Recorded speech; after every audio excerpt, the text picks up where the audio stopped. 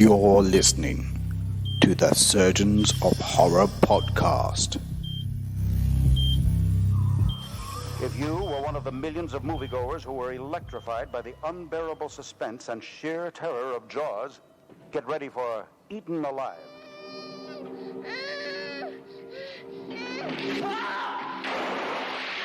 Hello, welcome to the Surgeons of Horror podcast. Its purpose is to dissect and discuss horror films both old and new. This current season we've been delving into the early works of Tobe Hooper, and if you've joined us previously you'd know that we did a double podcast episode on the classic that launched him, Texas Chainsaw Massacre. We're about to launch now into what would be known as his sophomore outing, Eaten Alive, released in 1976. I am your host for the podcast discussions. My name is Saul Muerte, and I'm joined by the desirable Richard Lovegrove.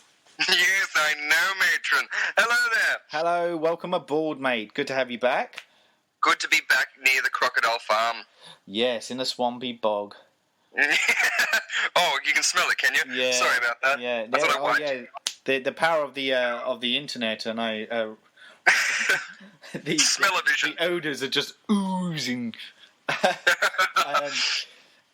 for having me back. No, good to have you. So, like, we last called up on our George Romero discussions from the last season. So it's good to have you on board. And similarly, when we were talking on Martin, there's some similar kind of experimental vibes going on with this one.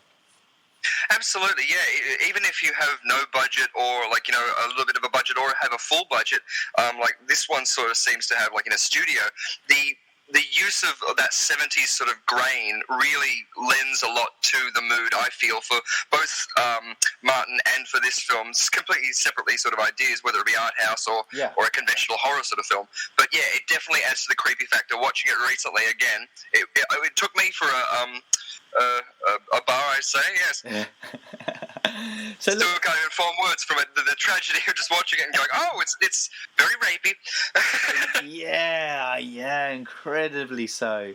The thing that won Texas Chainsaw Massacre's favour was the gritty reality of the film, and its setting felt incredibly realistic, and so it's definitely something that Tobe Hooper is mindful of in making films. And he really goes for it with this one too. Like, it has this kind of, we talked about the swampy kind of Florida setting that it's located in, and it does ooze into the screen for good or ill. Yeah, absolutely. And even the scale isn't necessarily lost. When I was watching it, I had no idea that it was mainly filmed on a soundstage. That's what I mean. This one had pretty lucrative sort of budget. When you look at a lot of these earlier sort of films, this coming off the back of, as we said, what was it, Texas Chainsaw Massacre, and Tobe Hooper's success with that, being on location, being in a big outdoor sort of place. The claustrophobia, I guess it really felt inside the hotel, really sort of echoed and grabbed me in this. Yeah, it was mortifying. Yes. I was rooting for the alligator. Oh, sorry, the crocodile. For the crocodile, yeah. It's not a gator. Yeah, that's it. It's no gator. It's an African crocodile. So look, it's an interesting one. Like, it's over 40 years old now, and it's one of Hooper's films that I have to admit that I only watched recently. I'm kind of new to the film, so it was one of those ones that slipped under the radar a bit for me. And I know from discussions with you off record that you've only just watched it yourself recently in order to do the podcast. Yeah, exactly. But and again, as I said, I wasn't aware that it was from Texas Chainsaw Massacre sort of ilk, and so I was sort of thrown by even just the first scene. I was like, oh, okay, there's Freddy in his earlier days, Freddy Krueger. Yeah, this is where it all went downhill for him. Yeah. If only he pulled his socks up and made rather than people's panties down. Yeah. Pull up your flies, son. Well, that's it. It was, I think, the opening line of "I'm Buck and I'm ready to fuck." I mean, it was just, it had me at hello.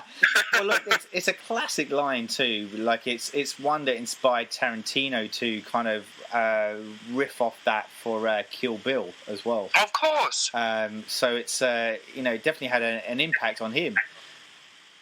Yeah. Well, even just his iconic look too in that first scene, setting up this sort of creepy vibe. Yeah. But starting as well with. It made me think of Psycho so much in the beginning there, because you're sort of following this storyline of what essentially sort of becomes an unrelatable main plot device, but not our main protagonist, which most conventional, even horror movies do. Yeah.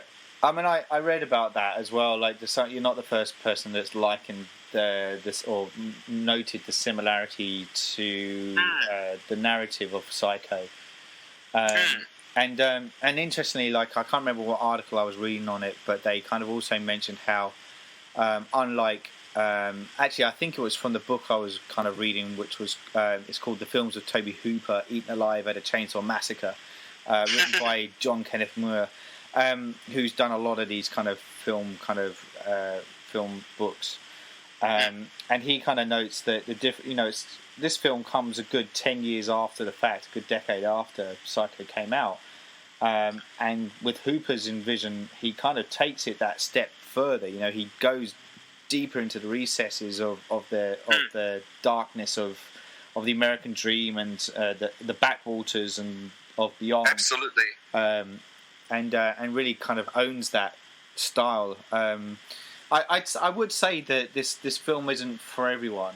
Absolutely. Yeah, you already pointed out the rapey kind of factor, which I guess we'll get onto, but it's also the realism of it. The realism of it. It's quite hard to watch. It's a bit unbearable in places. It's quite gritty, realistic. But also, too, within that, playing with, I know we'll get into plot points later on, but even just the idea of that family that arrives there, and like, I didn't know, it was still early in the film, I didn't know what was going to happen to them. I was sort of still waiting for, like, the comedy to set in a little bit. Because even Tobe Hooper has mentioned in a couple of the other things his red humour, that there's black humour and there's dark humour and stuff, but he calls his style red humour, which even in Texas Chainsaw Massacre with, I don't know, he kills someone who does something and the father complains about him getting blood on the carpet, or something like that, and that's more important than the death or something. It's, it's similar in those sort of effects, but even with the Psycho comparison, you can see how you could take the Norman Bates character and see a bit more of him. He would be talking to himself in the same way that he feels like he's the disgraced military captain, or I'm not exactly too sure what he was in the military or how he was involved. There's a Vietnam kind of component, isn't there, to it? So like he's supposedly from there and has a... Yeah.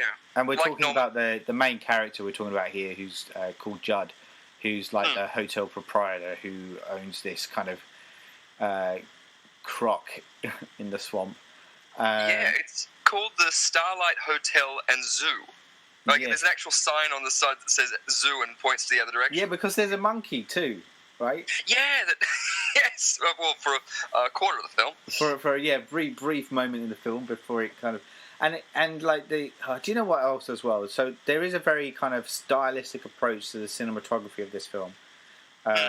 There's a lot of kind of red hues used within it, and to me that could be jarring in places. And I mention it because there's the scene in it where we have these close-ups of the monkey in the cage. It's kind of hard to see what's going on because it kind of looks like it lays down and has a nap, but essentially it dies. So it does look like that red sepia sort of faded sort of look. It's quite intense.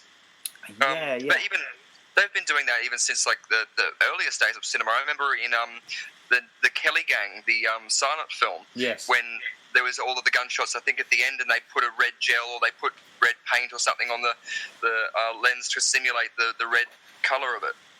So I think it definitely works. It's the same as when you look at Evil Dead. I swear that they had choreographed the movement, the cinematographically, to make the audience feel nauseous. Because if you couple that again with the the themes that they're doing in the film. Like in this, I was about to say, with the child screaming and child being lost for the majority of the film underneath the house. Yeah. I mean, your heart's constantly going, oh my God, what's going to happen to this kid? And to the point that you're actually just going, look, just kill her and just let it be quick. Like, you know? Yeah, that's just right. want it to sort of be over. Yeah, and it does that too. It's kind of like, it does tease the audience a little bit, doesn't it? And really puts the audience through the runner as well. Like it doesn't shy away from that, and it's quite painful. And I think like I've read also the criticism of this film is there's pockets of the movie where not a lot is happening. There's like characters are standing around and or someone's just getting naked. I mean, those scenes take like 20 minutes. Like he lingers on those shots for so long, and when the last woman who arrives. Yeah. And it's just like, we don't need to see this. And then she's undressed, and then she has a reason to leave. But she's like, well, I can't go outside with no top on. And it takes another 20 minutes to put her clothes back on before she goes outside. And it's just like, oh get to it already. But I guess it was those horror movie cliches that have been embedded because of those reasons.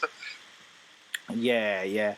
I guess like, I think this is probably a good point too, and I know we haven't gotten into the nuts and bolts of this yet, but this is probably a good point to mention that Hooper didn't actually complete this movie. He ended up walking out because of citing creative differences with the film producer, and it was actually kind of the editing and stuff was actually completed by other members of the crew. And I think that kind of shows a little bit too, because there is this kind of posing. There's kind jumps. And it doesn't. And you can feel that even after the first scene. Yeah, it doesn't mesh very well, you know. So I think that also would alienate people a little bit. It's got kind of could easily lend itself to the grindhouse kind of horror, you know, and people could easily mistake it for that. I think there's a bit more intelligence going on in the movie that to kind of praise it a little bit, that elevates it a little bit more than your average run-of-the-mill kind of film. But it's just seems a shame like if that it was like written today, they would strip a lot of it away and make it like you know, an early Sharknado sort of thing. Yeah. They would try and put more emphasis on this. But even like one of the first deaths with the what is it? It's like a pitchforky type thing. Yeah, pitchfork. And the way they shot that, like the first couple of times, and I was like, oh, how are they doing that? Like she's actually there, and that's actually there, but it's not a special effect. Like it's not a visual effect; it's a special effect. Yeah. And just literally using depth of field in the front of the camera. I mean, I thought that was really, really good. There I think would have been a more complete story if Tobe Hooper had that control right from the very beginning. But I remember seeing an interview recently how he said that this was one of the first times he had to deal with the producers and things like this. But not only that, also deal with the main actor who, as he said, played Judd, who was a recovering alcoholic, I believe. Yeah. So the guy that plays Judd. So his name's Neville Brand. And he was kind of probably more known for like Stalag 17 and writing Cell Block 11, and I think he was Third Man of Alcatraz as well, things like that. Oh wow! So, but he's he's got quite a hefty career, to his name, like in a lot of film credits. But he's an odd character in this, like and that's the thing too. There's no real likable characters in this film. Like that you instantly kind of connect with, you know. They're all kind of. They're very. There's no black and white here. They're very kind of grey characters. Everyone's got a story, except I don't know. The only character that doesn't seem like she needed to be fleshed out a bit more was the last character, the daughter. The sister of the first girl. Yeah. But as you said, like I was surprised to hear how many people, because again, Judd's character was specifically chosen by Tobe in the casting, Neville Brand. because of his previous credits, and that's why they wanted to get him back, sort of like a Bela Lugosi, Ed Wood sort of thing. He was trying to get him out of back into life. But also too, they had other big names in this. I was surprised even to see Carol Jones, who I had no idea, even with under the makeup and things, which I thought was supposed to be recognise her at all. Yeah, so like, people that aren't familiar with Carol Jones, so she's known for playing Morticia Addams in the original on TV series of the Addams Family. Yes, but I didn't recognise her at all. I mean, she's wearing one of those kind of poker hats as well, but also some facial prosthetics. I think that yeah, that's right. Probably age her up, but look like STIs. yes.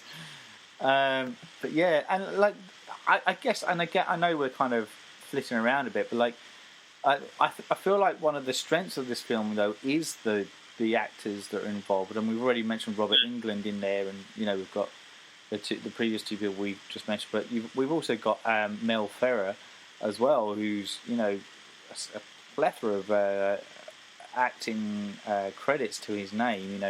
I mean, and theatre for that matter too. He was a huge and on the boards and directing as well. And you could definitely notice from his performance that he had like so much weight even in that first drive up, and him just showing the photo. There was so much that was said without having to say anything. Right. And then that light in his eye when it was like, wait, you have seen this person? I've just been going, that's right. It was great. But then, Yeah.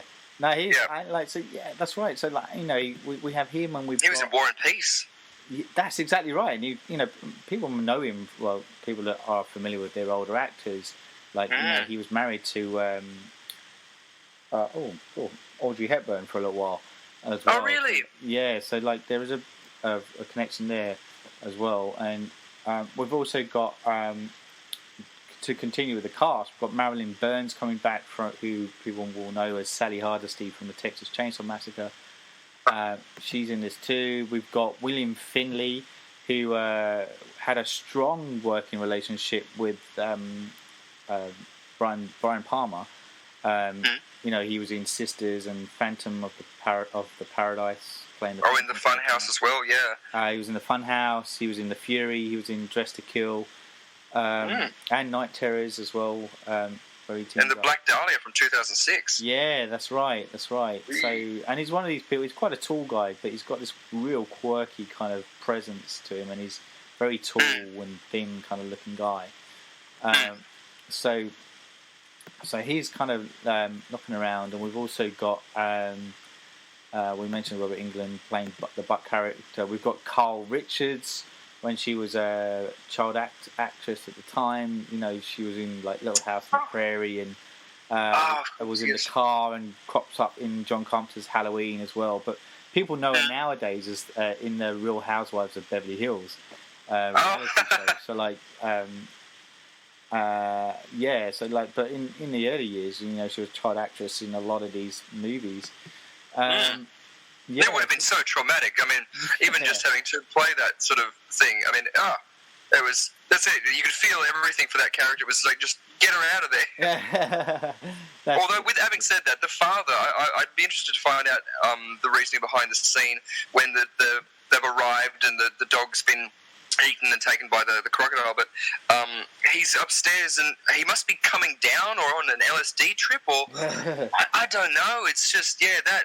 Like, very artistic sort of, I don't know, one of these days, Alice, one of these days. I don't know, it was like, I wanted to laugh, and I did laugh. I think it was still early enough that I could laugh. I'm like, he's on the brink of mania and anger, because there's that scene where he clenches his fist to kind of... to kind of throw a punch at her, essentially, but then he restrains. And he's talking about her putting a cigarette out in his eye and gouging his eye out, and it's sort of like, is he just coming down? And then says, I'm sorry for all of this, or... It made me think, like, why is the kid's leg in a brace? Like, there's this big, like, entire side story that it felt like they could have explained and gone, let's go conventional sort of movie here where, I don't know, crazy crocodile owner rescues this woman and child from this man. But instead they went, let's just make him Ed Gein. Yeah. Or that that other Florida guy who apparently there is this based on serial killer. Yeah, that's right. I'm glad you said that, because I was going to actually mention that too, because like Texas Chainsaw Massacre, which was based on Ed Gein, or inspired by Ed Gein, this particular film was actually kind of also loosely inspired by another serial killer called the Alligator Man, or he's dubbed as the Alligator Man. His real name was Joe Ball, and he apparently would feed these women to alligators, and it was like, we're talking about the 1930s kind of time frame, and a bit kind of a crazy kind of dude, really. Texas. Yeah. So and so it's interesting that Hooper and his writing partner at the time, Kim Henkel, who also wrote Texas Chainsaw Massacre with him, would write this one as well.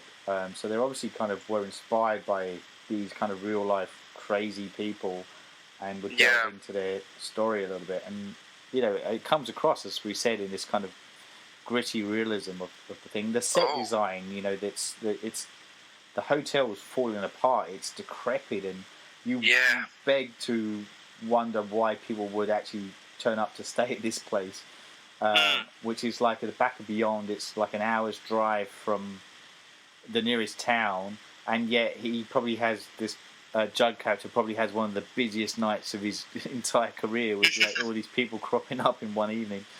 But it's an interesting development. So let's take a quick look then at the plot, as it were, and kind of nut through this and see what actually occurs within Eaten Alive. Great stuff. Yeah. So as you said, we do open up with the Robert Englund character of Buck. He's with this semi-naive prostitute called Clara, and she's played by Roberta Collins. Actually, she's another one we didn't mention, but she's to me she was I've forgotten the character's name now, but from Death Race 2000. As soon as she came on, I went, oh my god, it's my mind's gone blank, but she's such and such from Matilda the Hun, from Death Race 2000. I was like, oh my god, it's her. Oh wow. Yeah. So anyway, so she's playing like this innocent kind of naive character called Clara, who's kind of wound up at this kind of brothel. And actually, that's something else I've read about too. The theme of sex is and lust, particularly lust, in this film, is incredibly strong, and it's this, and it's interesting that the women in this film are the ones that. I mean, we get this a lot in horror films anyway, but we do have, like, essentially there are 3 survivors of this movie, and they are... Yeah. 3? 1, 2... Yeah, 4. 4 survivors of this movie, and they're all female. I was about to say, who's the 4th one? So we have the girl that you missed... the little girl? Yeah, we've got the daughter and her mum. Mother. Yeah, and we've got the sister that turns up, but there's also the lady that comes up at the end who's with the one who drives away. Yes, I was about to say. Yeah, there was an interview that I saw where Tobe Hooper was saying, like, the mother character, if she was going to survive, it was like she had to earn it. Like, he was saying, and I was like, that really just made me annoyed that. Then that other girl just silently got away in the sports car. Yes. And I was like, unless we go, she got picked up by another complete creep and, like, ended up in the Florida Key or something like that. Yeah. But yeah, it was surprising hearing about that sort of thing. But even as we open with the film too, you instantly see start on the belt of the guy or her reaction to it.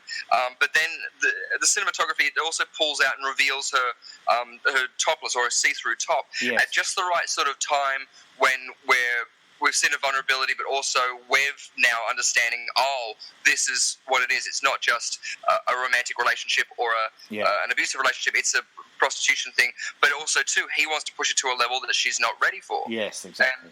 And when you were saying this theme of sex, I would even push it even further to say I don't know, righteousness or the deservedness. Like, especially Judd takes on when he finds out someone's a prostitute. It's like, cool, now I can tear your clothes off and fuck you. Yeah, but then also, now that your husband tried to kill one of my pets, I get to fuck you, or like, do whatever. Yeah.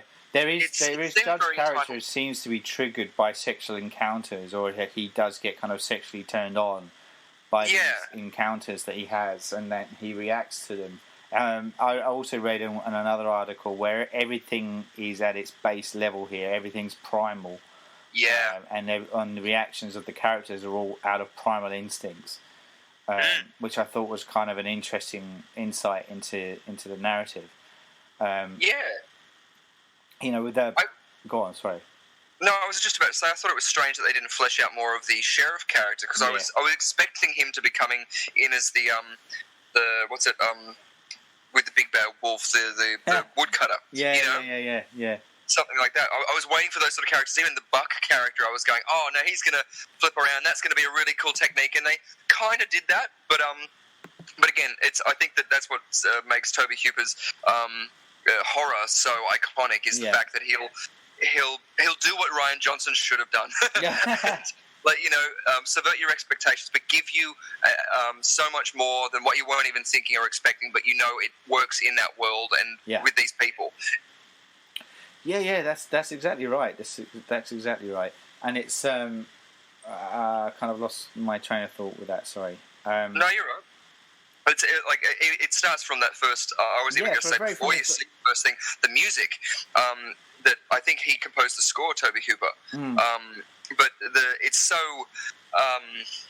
Even especially in the credits, abusive to the ears. Yeah. I mean, I know that was the synthesization was the thing, but it really is a very strange thing. Then mixed in with the lullaby, I think. Yeah, that's right. And it's just, what's this going to be? And the shot of the moon, which I guess would be so iconic of that Florida swamp areas. I don't know. It is. There's a whole kind of. I just feel like this film kind of really is just seeping the whole way through it. It's just this real kind of horrible kind of, and it's like it's recesses of, and it's like these characters that are drifting to the bottom of this boggy swamp, which is the United States of America. And when they get there, they are just kind of either abused, raped, or brutally ripped apart by nature. In this case, a crocodile. And it's questionable who will survive out of this. Well, it's true too. Even a play on words from the title. I mean, "Eaten Alive." There was, I think, one of the sequences when later in the film when things are looking slightly up for a second, but it made me think that like all of the different ways where the old man who was coming was being eaten alive by this fear of never seeing his daughter again. Yes. They're all consumed or being consumed in some way before they get there, and then they're literally eaten alive. All the time in this one place that is like they've been trapped in a Sarlacc pit or some sort of festering hole where all they can do is rot. Which hilariously enough, is something that's particular to a crocodile. If I'm right, they take the food, then they put it down underneath the water, that's right. and they let it rot for a while so that then it tenderizes. Yes, and they can tear it apart more easily. Exactly. And this is what's happening with these characters. I don't think that's a mistake. I think that's intentional. On Hooper's part and Henkel's part. So especially even when he was talking about the comparisons with as you said, the alligator man, and that was alligators. He's literally all the time making a big thing about saying it's an African crocodile. Yes, it's it's not the normal sort of thing. Sorry. No, that's absolutely right. That's right. So anyway, we have to come back to Clara. So she's kind of being forced upon by Buck, and a very clumsy sort of way at trying to say, no, I'm going to forcefully do this, but not pull your pants down, sort of just touch your hips a whole bunch. Yeah. It was funny choreography in that sense, but for an early actor, like, he wasn't Freddy yet. No, he wasn't Freddy yet, but like I think in this film he does show that the early signs of how he can tap into the dark side of a character. Like I think I read somewhere that he based his. We're talking about Robert Englund here, but he based his performance for Buck on another performance he did as well, or like a stage performance that he did. But he just took him and made him a bit sleazier, which is evident. But yeah, it's interesting, isn't it? Because so we have this kind of moment, this interaction, and it's only broken up by the madam of the brothel coming in, who's Caroline Jones. Morticia.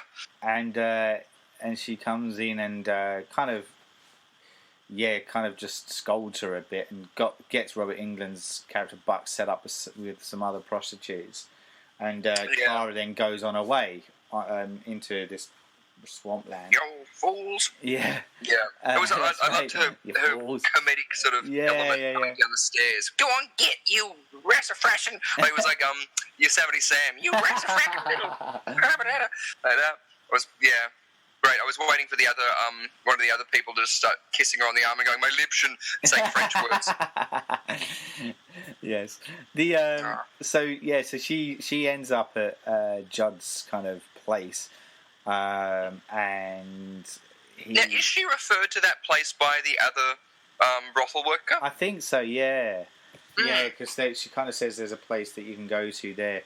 And and these locals are oblivious to Judd's behavior. They think he's a bit quirky, but they don't realise he's as unhinged as he is.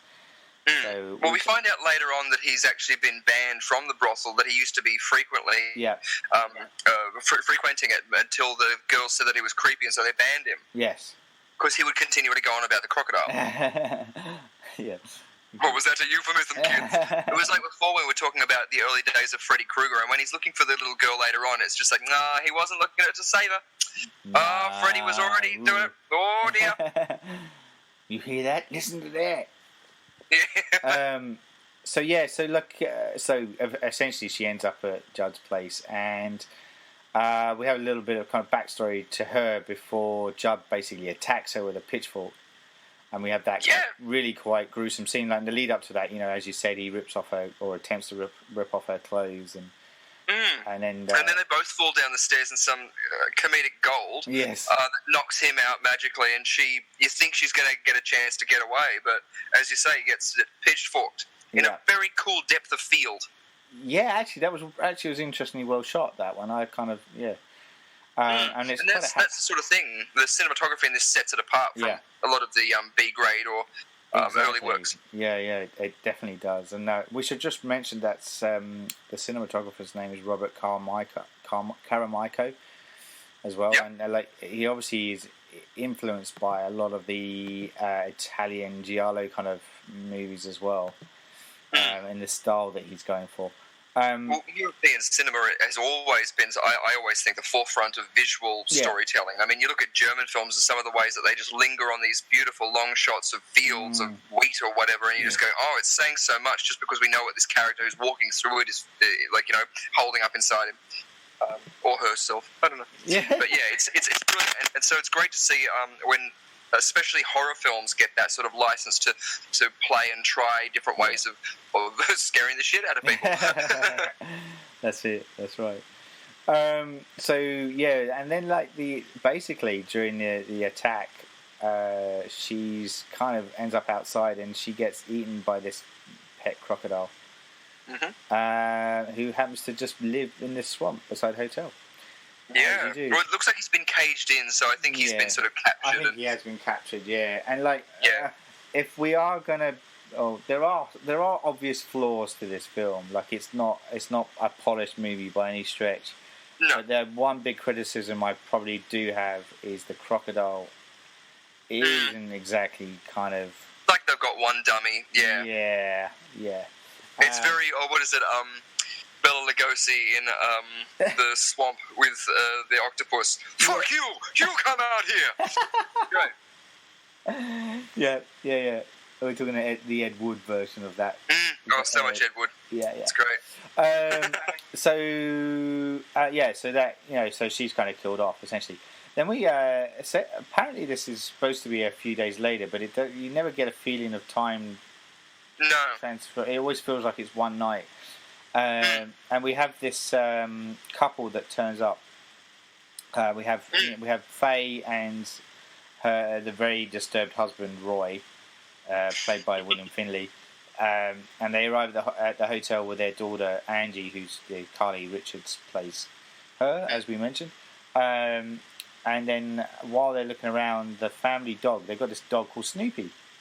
Who in the credits is called Scuffy, not Scruffy, as most people would call their dog, but Scuffy, like you would scuff your shoe. Yeah.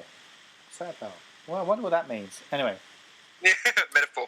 I know, I always look to that when they name dogs. What are they saying about that? It stuck out to me. It was just like, maybe they just kick the dog a lot? I don't know. But anyway, I guess he does he's scuffing along, he's burrowing and stuff, and he's the one that's digging away at the fence line of where the croc is. Yeah, makes his way foolishly into the cage. Yeah, that's it, and then the croc comes along. Didn't read signs. Snaps him up. What I love about that, though, is the dog made the hole large enough that the girl could go through as well. Yeah. And at this point, I was like thinking, this is going to be like a Sam Raimi comic horror. And so I thought, it's going to grab hold of her arm, she's going to get pulled in, then the parents are going to have to go and try and save her. She'll get okay, but like maybe get her arm off or something like this. But I think what happened was a bit more traumatic because it was much more real of sort of what would happen. Yes. It was just sort of like reset, get inside, be quiet, cried out. It was just like, awkward. So it's probably good. I mentioned the producer. I said there was a producer that kind of was behind the film. There's like 6. But there's the one in particular is Marty Rustam, and he's like the I guess the chief producer of this film, and he's the one that had the strong kind of altercation with Hooper.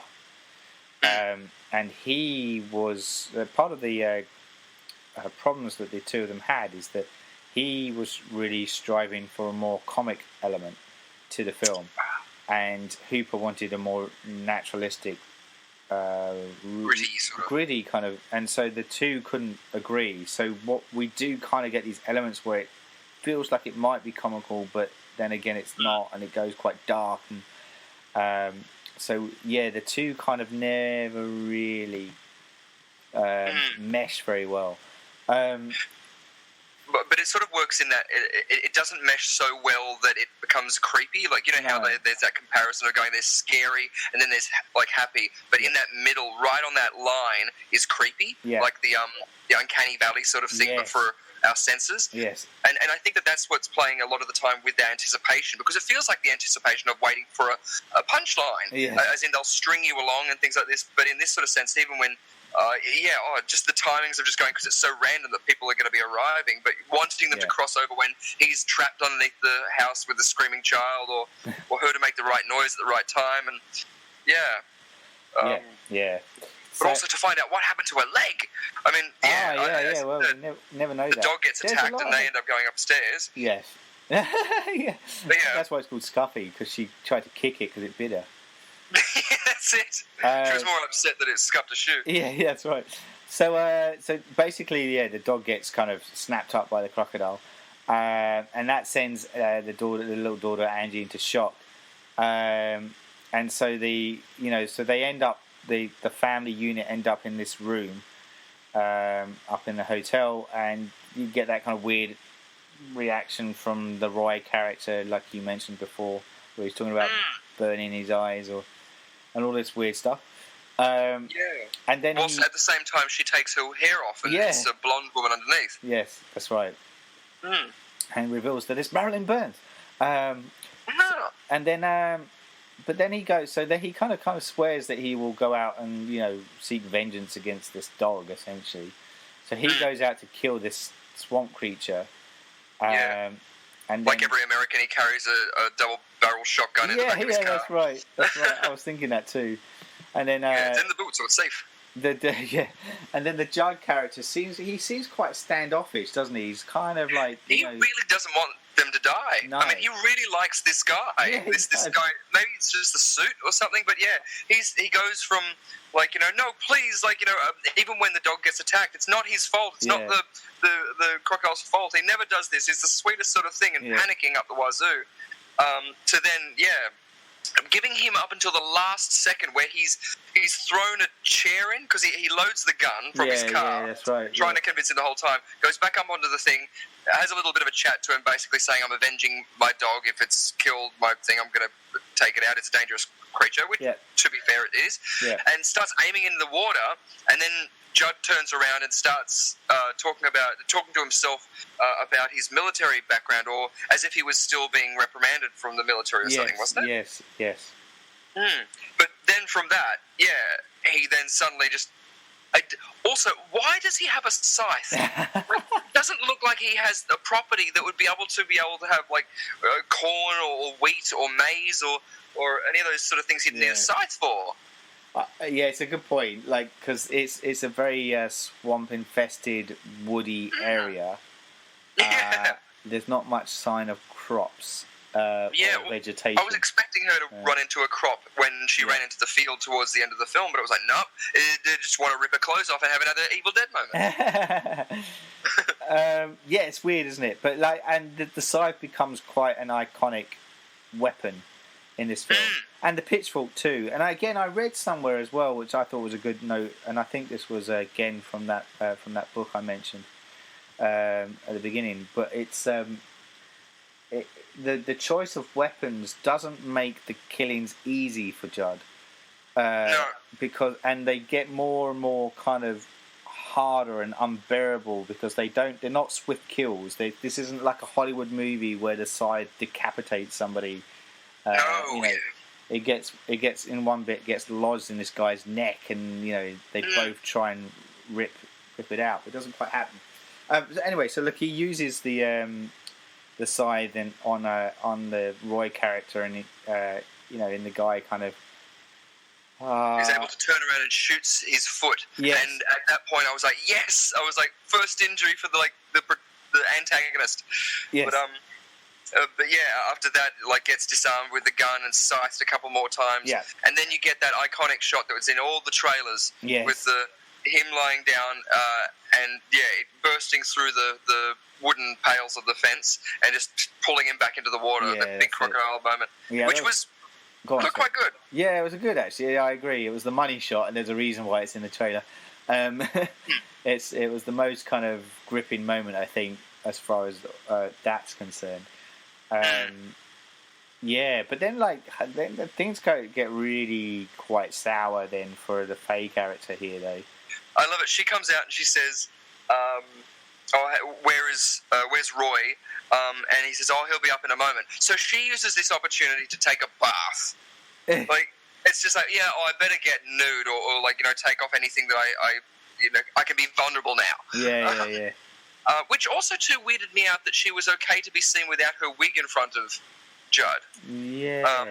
Because I almost thought that was later on when he starts getting really aggressive and tying arms behind her back and everything like this. And he says something like, "I know," didn't he? Or I always knew, or you're a something, I don't know. I got the sense that because you're in disguise, you're a person that now allows me to justifiably, beat you and tie you to a bed and do whatever. You don't know, because we've only seen him kill pretty much because of necessity in this sort of a point, or out of pure passion.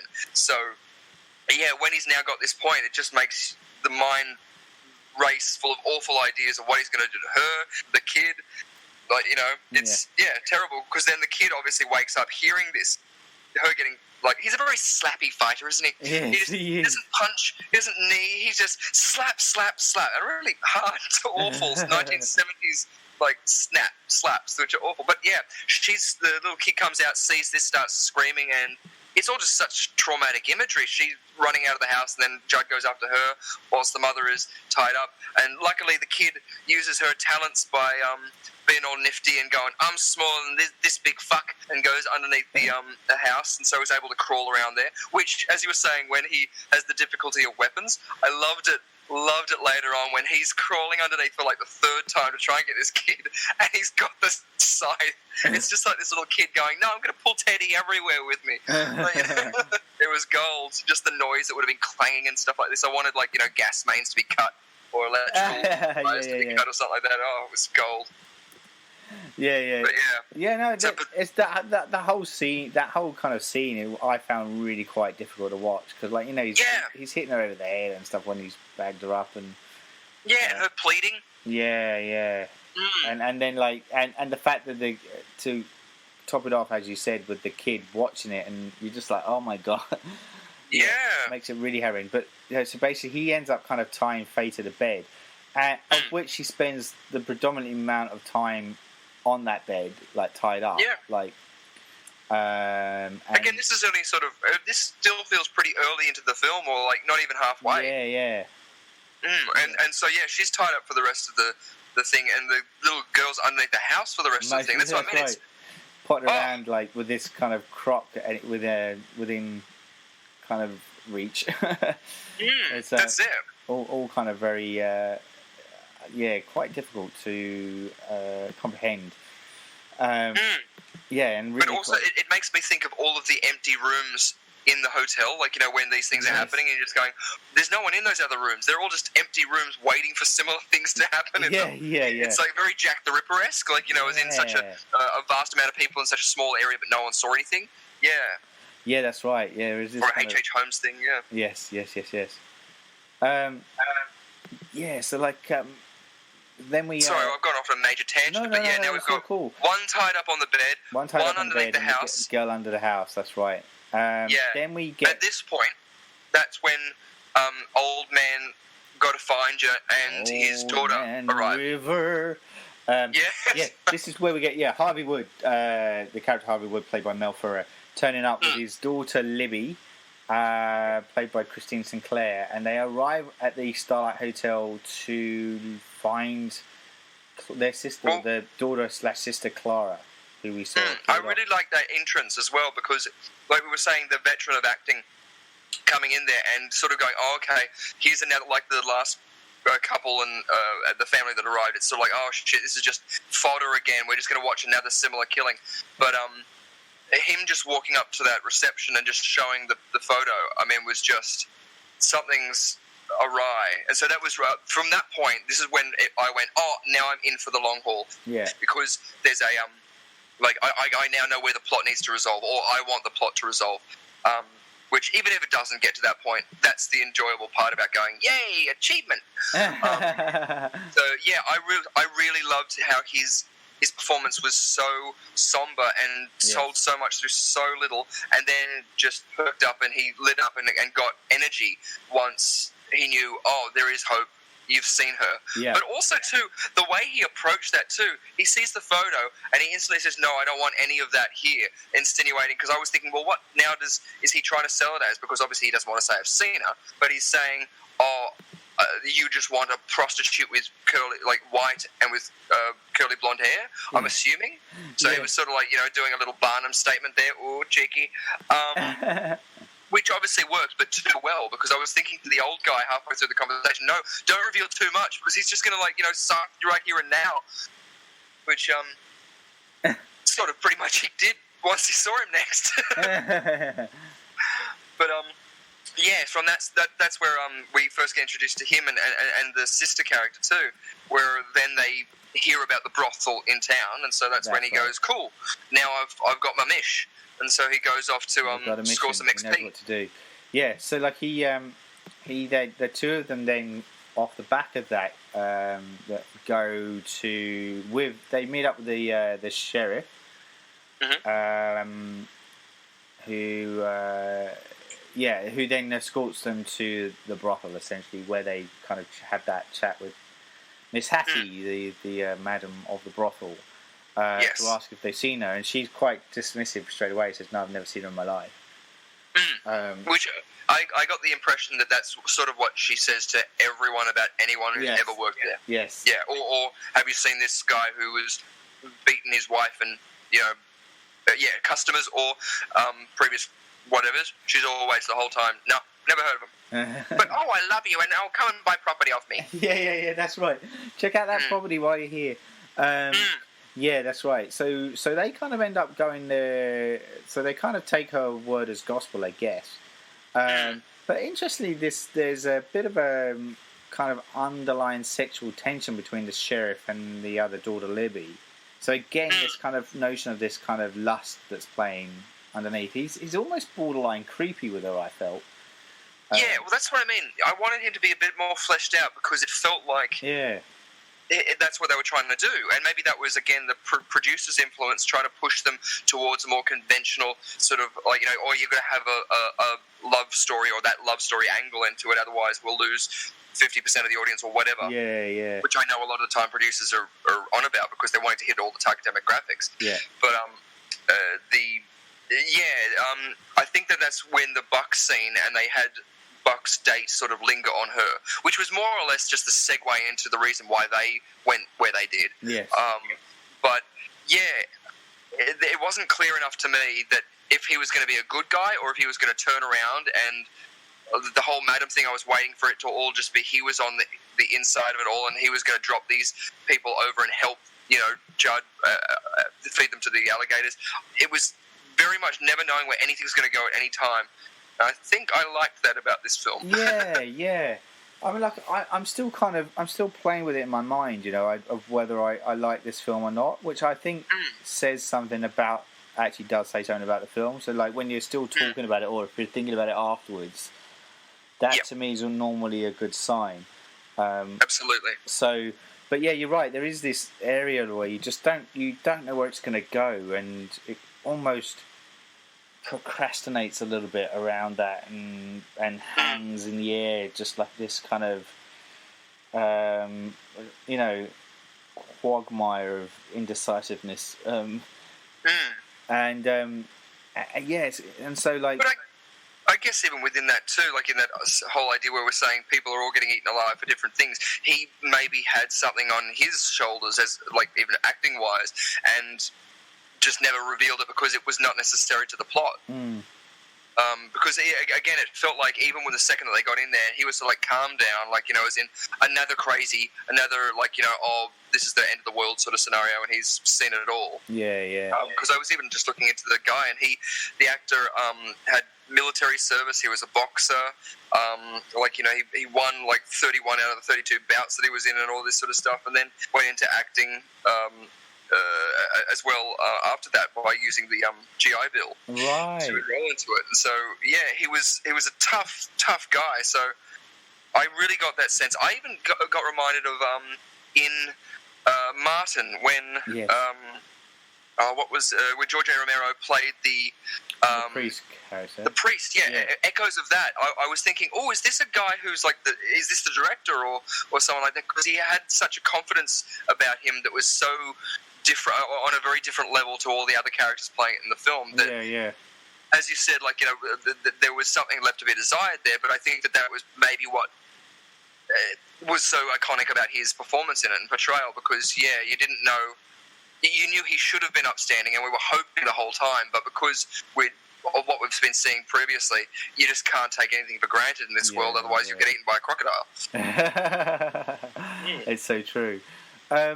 So the sheriff and Libby have this kind of moment, I guess, and so the father character decides he's going to go back to the hotel on his own. Because she needs something to eat too. So she's going to go and have dinner with the sheriff, as you do. And when Harvey then returns back to the hotel, that's where he discovers Faye, bound and gagged in her room. No. Isn't it? Are you talking about the old man? Yeah. Yeah, no, he walks up the stairs, and he doesn't even get to the staircase, and he's hearing what he thinks is the whimpering of a little girl, but it could be a dog. And he starts going up the stairs, and then he hears her cry again. He turns around, and I thought he was going to faint, because he's wobbling all over the shop. And Yeah, and then he hears something, and he goes outside onto the street, looks down underneath the thing, and that's why I was like, no, don't look down there because you'll see you're an old man. And I was waiting for it to come through the wood panels and like go through his eye or something like this. Yeah. But we got treated to a perfect piece de resistance of like special effects and makeup. When he stands up to see Judd running straight at him with what else but the scythe, and goes straight clean and lodges in the center of his neck, right where his Adam's apple is. Yeah. And it's just like it's great. It's a waltz to that and it'd be brilliant. And this is I guess I was kind of half mentioning this earlier with this. It's the messiest murder scene in the film. And painful too. Huh? Sorry. Painful too. Like you see where he loses the will to stand up. Yeah. And he falls and collapses, and it's just like, and then when he goes to take it out, and it's like, no, he's still conscious. Oh God. Yeah. That's right. Because even he's struggling with it, and then because of the way it's lodged, Judd is struggling to comprehend what he needs to do next. So it's this real ugly murder, and it's. But Judd even is taken back by it. Yeah, that's right. Yeah. He's just like going, I don't know what to do. Yeah. Like there's a laugh soundtrack that's like a sound design thing that's in there, but Judd's face at that point is just like, what the hell? Oh my God. And it makes you sort of question whether or not it is that sort of schizophrenia, if it's this militaristic, angry guy that's playing out all of these lustful, animalistic tendencies, and then this Judd character sort of sitting back there going, no, I just want to run a hotel and keep, animals, sort of like, what was it, Me, Myself and Irene, where he blacks out and then he'll wake up and he'll like, no, I didn't want to do that. How did the orangutan die? Oh, God damn it. I was asleep for like 10 days. But even too, within that, as you say, when he picks it up and he's got to dislodge it out and he's going into the crocodile pit, which was conveniently made by the guy in the white suit who was like, one of these days. And they had this tug of war with it, and it's for a character that like I was really like I was hoping, I knew he wasn't going to get away, but you put these characters in it and you sort of go, they're going to die, but I don't know, the old guy did nothing wrong. Yeah. He's a nice guy. Aw, sad. But brilliant effects. Yeah. It was. It was kind of. I like the grittiness of it and how messy it was. So anyway, so this old dude basically gets killed off too, and then we get back to the bar with the sheriff, and there's an encounter with Buck. There, he kind of gets kicked out with this girlfriend who's Lynette, who's played by Janice Blythe, actually. And Janice Blythe, who was in the original Wes Craven's The Hills Have Eyes. Oh, really? Yeah, I don't know how familiar you are with that, but she's the daughter of the mutant family. Yeah, I wouldn't remember her too much. I remember seeing that, and then I remember seeing the remake, and I loved the original one so much better. Yeah. I love the original better, but I didn't mind the remake. Oh no, the new one was good. The new one messed me up, but like, but no, I loved the originals. I don't know, it was on a very different playing field, a completely different level. I agree. But the newer one, I remember, gave me that similar sense of this, as in this hotel world or this sort of area is on a very different consciousness level than everybody else is. Like, that's why I mean, you don't know if the sheriff's in on it. You don't know if everyone's in on it. It feels like that. Yes, yeah, absolutely. So the Buck character and Lynette turn up at the Starlight Hotel. Buck then, after initially trying to get jiggy with it upstairs or in one of these extra rooms, Buck then hears screaming coming from Faye's room. You think he's going to go rescue her, but he's then he gets distracted by the noise outside too, doesn't he? Yeah, he ends up trying to call for him because they're hearing a noise. I actually quite like this sequence too from Judd's perspective. Yeah. He looks through the keyhole, I think, or he listens and he can hear them getting jiggy with it. And again, obligatory boob shot. Yeah. But You could tell, Englund was loving his job then. It was just like, this is why I chose acting. Judd looks through that and goes, oh, okay, he's going to do that. And I thought he was going to kill them then because of, I don't know, his weird morality or whatever. Yeah. But he goes downstairs and gives them their privacy. And I got the impression that he was thought that the noise that his prisoner was making, that the wife was making, was them having sex, until it gets to a point where it's obviously her going and making noises like that. Yeah. And at that point, he goes in there and moves the bed away from the wall, I think, so it didn't hit against the thing. That's right. Or something. I don't know exactly why that motivation was there, but by this point, as you said, Buck has gone, no, I need to settle this once and for all. Yeah. And puts his jeans on and goes outside and tries to look all sexy. But then, as you say, calls out for Roy. Not Roy, sorry, Judd. Yes. But he is the little kid crying or screaming or calling for his mum. I'm not too sure what. And that was sort of starts to give you sort of hope by going, oh, great, now he's going to, actually, things are going to turn around and it's going to be the son versus the father, and the one that we thought was this gross one from the very beginning was actually going to be the more moral compass, which I thought would have been a really interesting way to take it, especially because the first shot was just of his belt taking it off and saying, I'm fucking ready to fuck, and it's just like, what a pickup line. Nice. Nicely done, Ethan. Nicely done. Yes. So, Points. but basically, so Judd, Buck's outside, he's kind of, and he encounters Judd. And as he's staring right over into the crocodile pit. That's basically it, yeah. And then Judd basically just pushes him into the water. Again, he said, did you think I would never know? Or something like this about him knowing? Yeah. And again, it's like, what? This guy's got issues. Yeah, he's got a lot of issues. Yeah, a lot of issues. And that makes him quite interesting as a character. Because you're not quite sure what those issues are. That's what I mean, yeah. You sort of get hints that maybe it was, like he was saying weird stories in the military and they called him the crazy one. Yeah. So maybe he was, like, dishonorably discharged or something like that, or maybe he did something, or... I don't know, I even think it's even further than that, because of this whole lust and dominating thing. Maybe he was, sexually abused in there and he has PTSD because of it. Yeah. Like, I don't know, we'll throw out all sort of the complications it could be. Yeah, that's right. Yeah, so anyway, but at this point, I'll let you go. No, I was going to say, so Judd has pushed Buck into the water, and Buck is kind of swearing blind at him, he's starting to swim back, then of course the big croc comes up, and kind of pulls him under, essentially, killing Buck.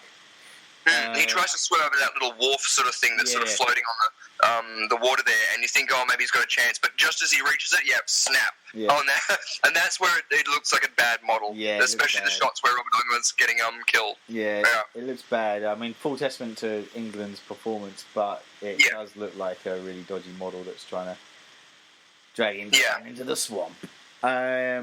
So the Lynette character kind of hears the commotion. She comes outside, fully clothed by this point.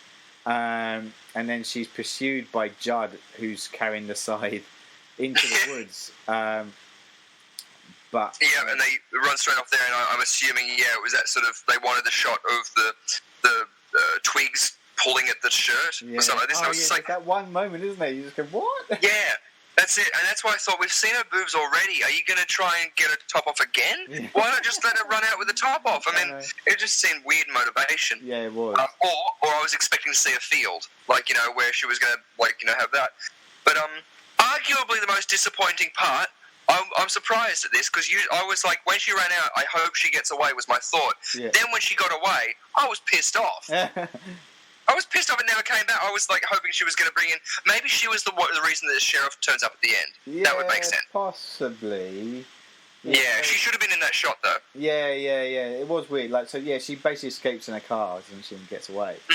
A very Clockwork Orange sort of moment, I thought. Yeah. And she was so silent. And I was like, maybe it's a tactic, but she didn't really need to. It was a car. Yeah. Leaving him screaming in the fog with his scythe. Yeah. Where? Yeah. And then, That was great. so then while he's out gallivanting through the swamps, the sister arrives back at the hotel, the Libby character, goes up to her room, unclothes as well. For the longest time. Yeah. And then stops, hears a noise, stares for ages at the door. Yes. Topless. Yeah. And then goes to investigate, and that's when she finds Faye in bed. Everything goes a bit kind of crazy at this point. Yeah. I'm trying to remember it as well. Yeah, she unties... At this point, Judd has... Am I right in thinking Judd's come back sulky, and he's gone under the house again?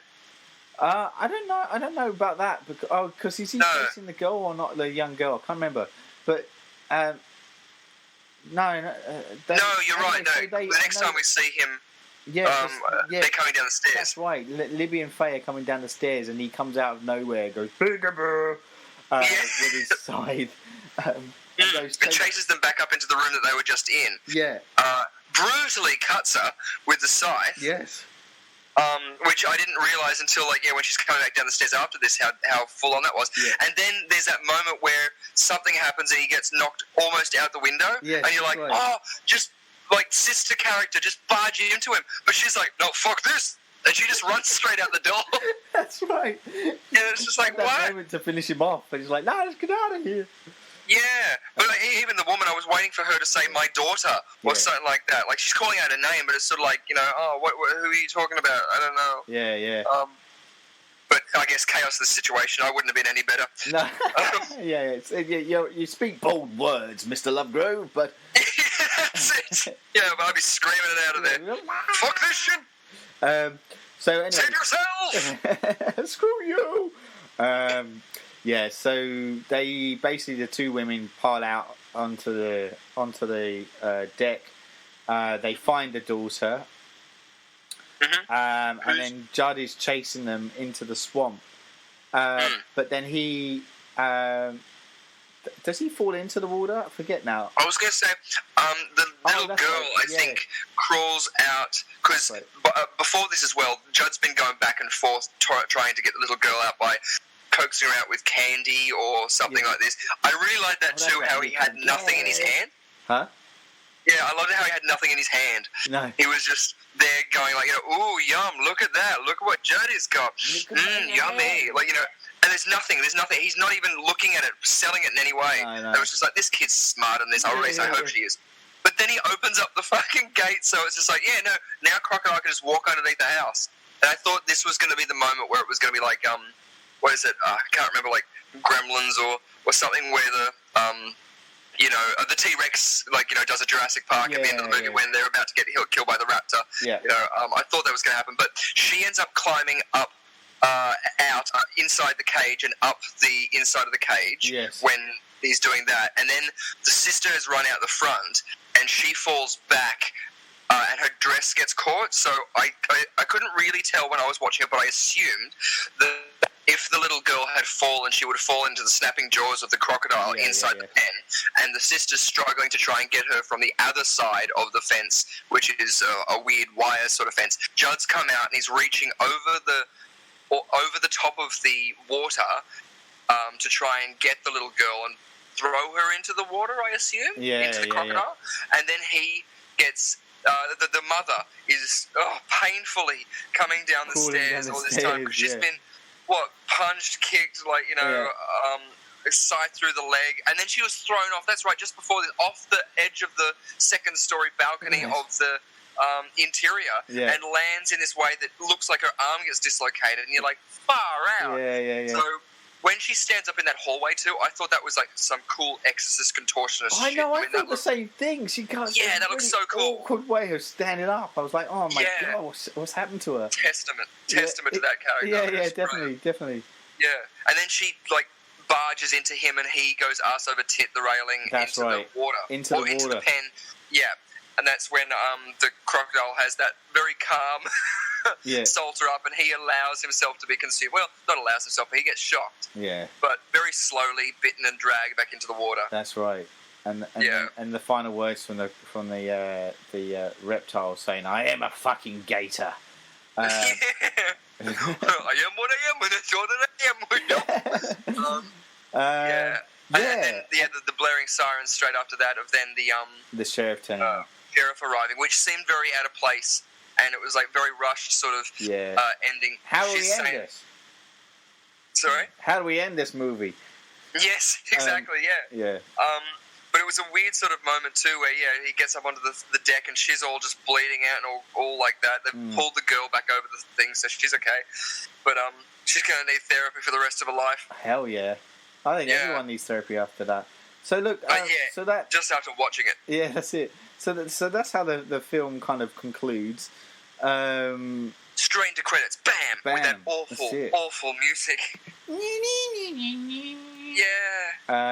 Yeah. So it's interesting, isn't it? Because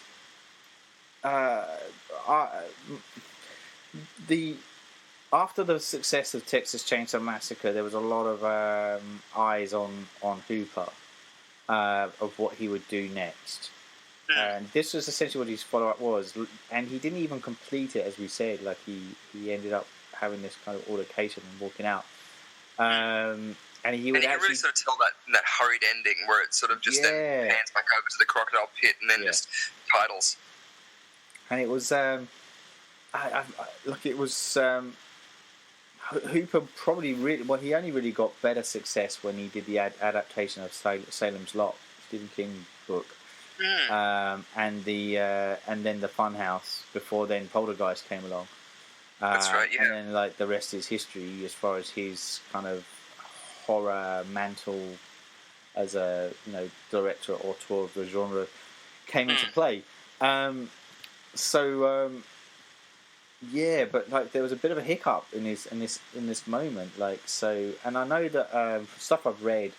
Both Henkel and Hooper were struggling to kind of get the right property in order to produce stuff. They had another idea that fell through, and so they weren't having much success in their follow up. And even then, this kind of, as I said, kind of fell about as well, and wasn't the movie that he was hoping to have come away with as his follow up. So it's interesting from that perspective too.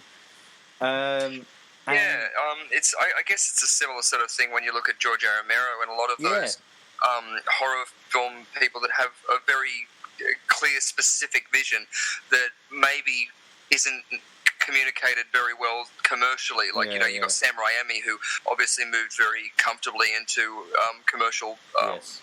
And when I mean commercial, I mean producers wanting to sell to the biggest audiences, which obviously mean you've got to rein a lot of things in because of a lot of things. So just coming back to Into Live, so when it was one of those, it got dubbed with those during the video nasties period of those 80s because of its gratuitous violence within the film, and it was it was one of the first to become dubbed that as well, in that period as well.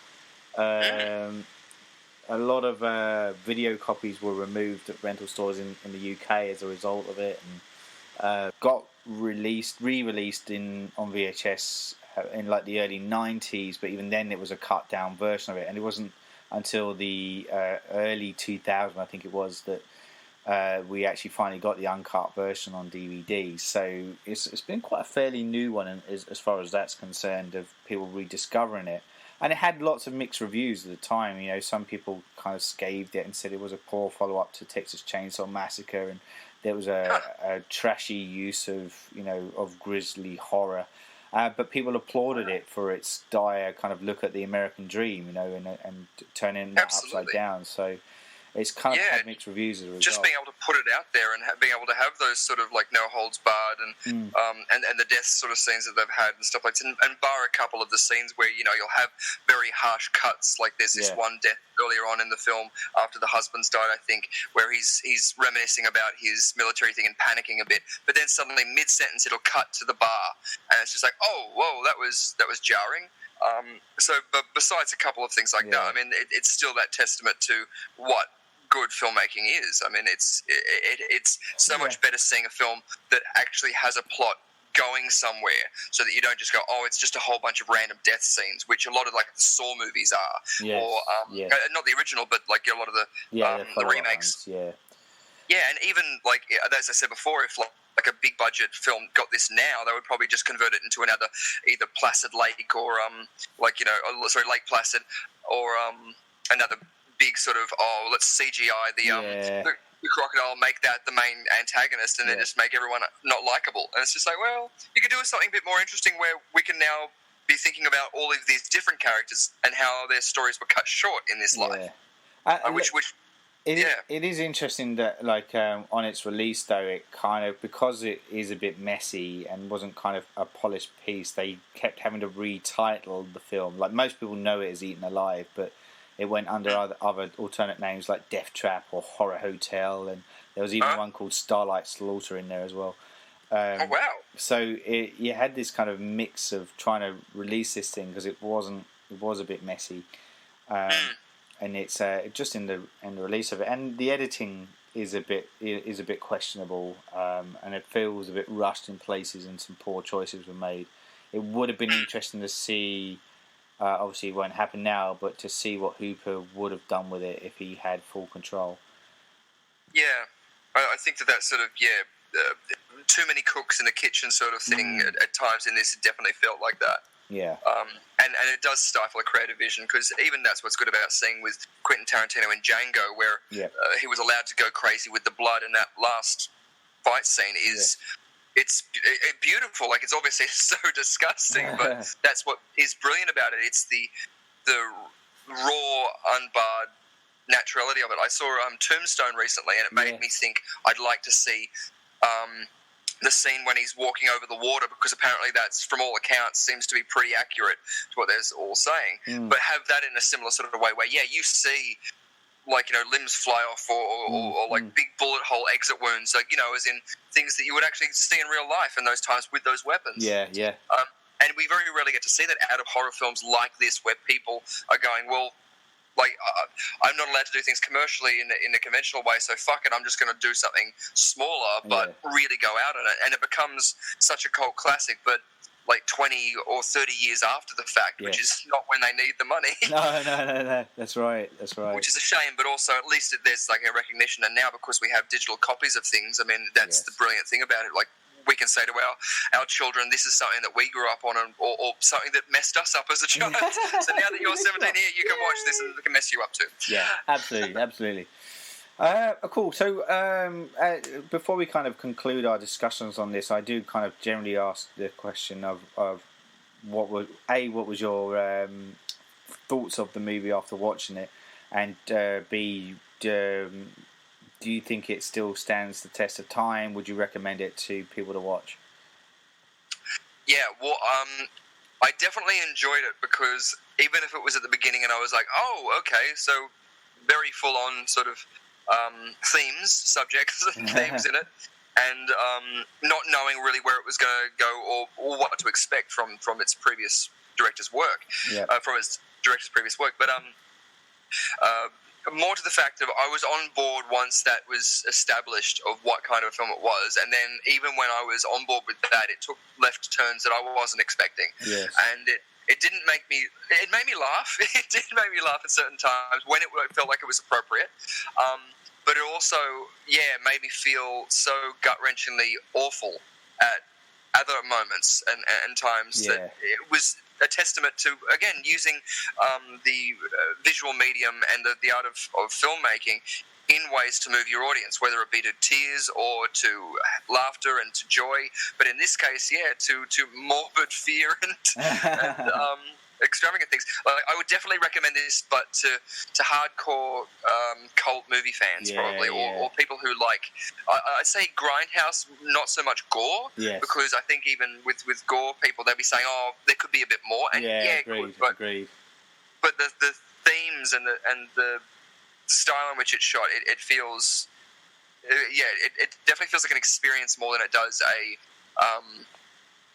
movie, which I know sounds a bit wanky, but no, I know exactly what you mean, because it's incredibly stylized, and I did read as well, on one of these articles in the prep work leading it up to this, is that somebody kind of spoke about that sometimes it feels like you're inside Judd's head a little bit, and you're kind of sitting in that moment, and sometimes the painful slowness of things as they develop is almost the cogs of the wheel inside his brain ticking over as he's processing what's going on. Because there are pockets where he's just standing in a room and he's almost trying to go, well, what do I do now? You know, and you're in that journey with him. You're forced to go with him and watch these things as they unfold. So it's kind of a very